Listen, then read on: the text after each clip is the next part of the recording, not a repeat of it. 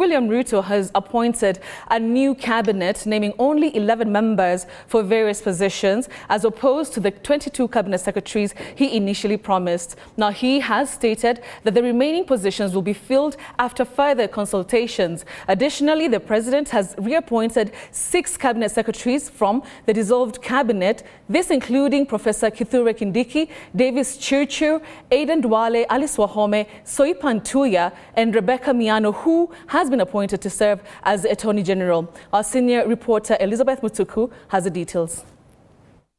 In an address which lasted for less than 20 minutes in the much-awaited unveiling of a new cabinet,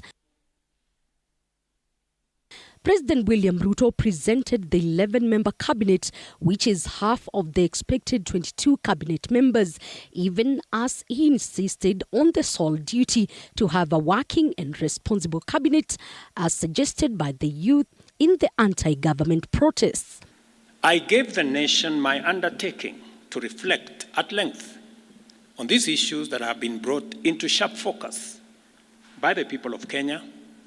I also promised to consult widely on the way forward, and I also promised to craft a broad-based government that would harness the enormous potential in our country to turbocharge our economic transformation.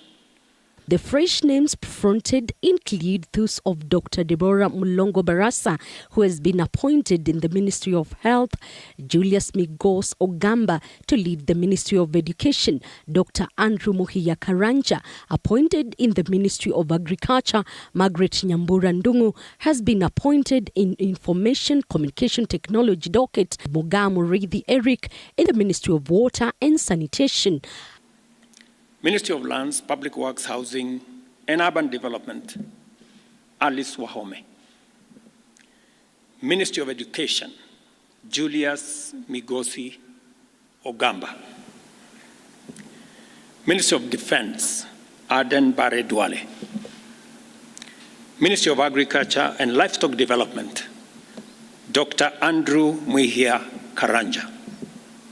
However, some of the fortunate cabinet secretaries who were retained in the new cabinet include Professor Kithure Kindiki, who has been reappointed in the Ministry of Interior, Aden Duale, reappointed in the Ministry of Defense, Davis Chirchir, appointed in the Ministry of Roads and Transport, Alice Wahome, appointed in the Ministry of Land, and Rebecca Miano, expected to fill the shoes of Justin Biden Muturi as the Attorney General. Attorney General Rebecca Miano.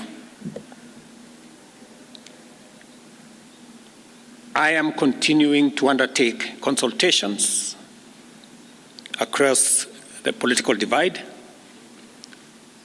on the balance of cabinet that I will appoint shortly. The consultations are at an advanced stage, and internal processes in various sectors are underway to facilitate my appointment of the balance of this cabinet. The composition of the new cabinet by President William Ruto was expected to meet the demands of Gen Z and Kenyans at large, especially on regional balance, ethnic diversity, corrupt-free leaders, among other demands. Already Kenyans are poking holes in the new cabinet, with 6 cabinet nominees named today, hailing from the Mount Kenya region. Expectation is he'll have to bring some back. My expectation is that he'll also face some backlash, whatever he does. I think leadership requires people who are responsive, but also have the ability to have a thick skin. In times like this, it's like sort of shock therapy. You are telling people you understand there is a problem. And that shake-up is part of sorting out that problem. And in our situation today, returning 1 or 2 people is synonymous with returning all of them.